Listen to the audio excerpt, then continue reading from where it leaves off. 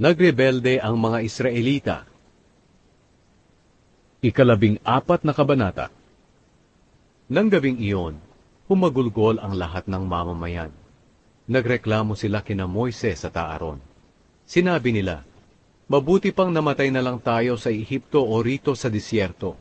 Bakit pa ba tayo dadalhin ng Panginoon sa lupaing iyon? Para lang ba mamatay tayo sa labanan at bihagi ng ating mga asawa at anak? Mabuti pa sigurong bumalik na lang tayo sa Ehipto." At nag-usap-usap sila. Pumili tayo ng pinuno at bumalik sa Ehipto. Pagkatapos nagpatira pa sina Moises at Aaron sa harapan ng lahat ng mamamayan ng Israel na nagkakatipon doon. Pinunit ni Josue na anak ni Nun at ni Caleb na anak ni Jepune ang kanilang mga damit sa kalungkutan. Ang dalawang ito ay kasama sa pag-espiya sa lupain. Sinabi nila sa mga mamamayan ng Israel, "Napakabuti ng lupaing aming pinuntahan. Kung nalulugod ang Panginoon sa atin, gagabayan niya tayo papunta sa lupang iyon, ang maganda at masaganang lupain, at ibibigay niya ito sa atin. Huwag lang kayong magre-rebelde sa Panginoon, at huwag kayong matatakot sa mga tao roon, dahil matatalo natin sila. Walang tutulong sa kanila, pero ang Panginoon ang tutulong sa atin. Kaya huwag kayong matakot sa kanila. Babatuhin sana sila ng buong kapulungan, pero biglang nagpakita sa kanila ang makapangyarihang presensya ng Panginoon sa ibabaw ng toldang tipanan. Sinabi ng Panginoon kay Moises, "Hanggang kailan pa ba ako itatakwil ng mga taong ito?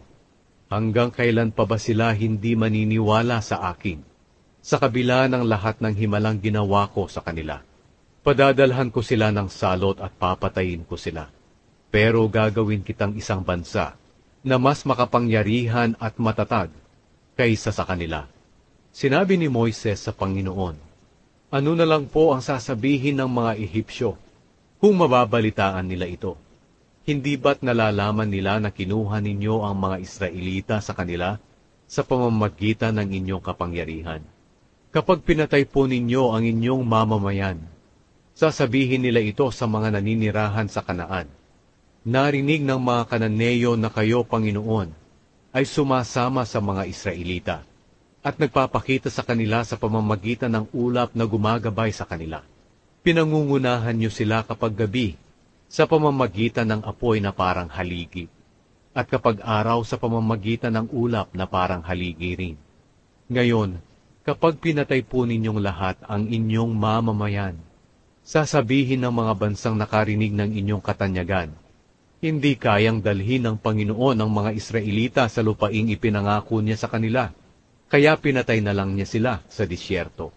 Kaya ngayon, O Panginoon, sana po ay ipakita ninyo ang inyong kapangyarihan, ayon sa inyong sinabi na mapagmahal kayo, at hindi madaling magalit, at mapagpatawad sa mga kasalanan ng tao.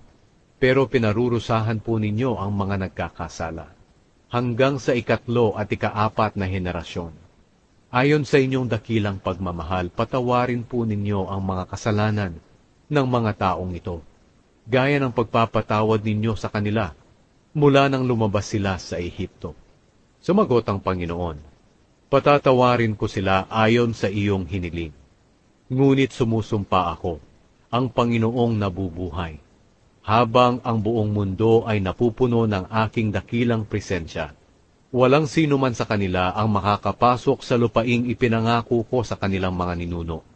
Dahil kahit nakita nila ang aking makapangyarihang presensya at ang mga himala na ginawa ko sa Ehipto at sa disyerto, palagi pa rin nila akong sinusubok at hindi sila sumusunod sa akin. Kaya hindi makakapasok sa lupaing iyon ang mga nagtatakwil sa akin. Ngunit papapasukin ko sa lupain na kanyang tiningnan si Caleb na aking lingkod, dahil iba ang kanyang pag-uugali sa iba, at sumusunod siya sa akin ng buong puso niya. Maninirahan ang kanyang mga angkan sa lupaing iyon. Huwag muna kayong dumiretso dahil may mga Kananeyo at mga Amalekita na naninirahan sa mga lambak, kundi magbalik kayo bukas sa disyerto, sa daang papunta sa dagat na pula." Sinabi ng Panginoon kina Moises at Aaron, "Hanggang kailan pa ba ang pagrereklamo sa akin ng masasamang mamamayang ito. Narinig ko ang mga reklamo ng mga Israelita. Kaya sabihin mo ito sa kanila, ako ang Panginoon na buhay, ay sumusumpa na gagawin ko sa inyo ang inyong hinihiling. Mamamatay kayo rito sa disyerto, dahil nagreklamo kayo sa akin. Walang kahit isa sa inyo na may edad na 20 taong gulang pataas, ang makakapasok sa lupaing ipinangako ko na ibibigay sa inyo, na inyong titirhan, maliban lang kay Caleb na anak ni Jepune, at kay Josue na anak ni Nun. Tungkol naman sa inyong mga anak na sinabi ninyong bibihagin, dadalhin ko sila sa lupain na inyong itinakwil, at magiging kanila ito. Ngunit mamamatay kayo sa disyerto. Ang inyong mga anak ay magiging tulad ng mga tagapagbantay ng tupa, na palibot-libot sa disyerto, sa loob ng 40 taon. Sa pamamagitan nito magdurusa sila, dahil sa inyong pagtataksil sa akin hanggang sa mamatay kayong lahat.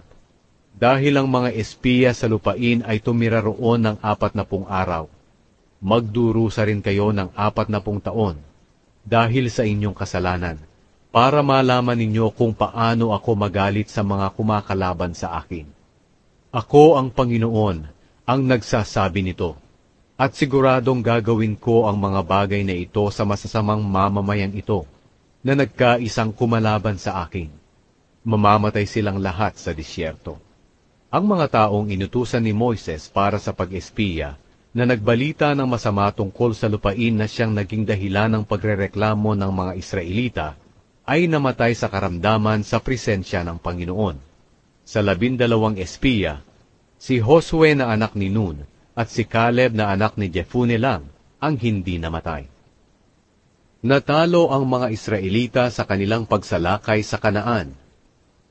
Nang sinabi ito ni Moises sa lahat ng mga Israelita, nagluksa sila, at kinabukasan, maaga silang bumangon para umakyat sa kabundukan ng Kanaan.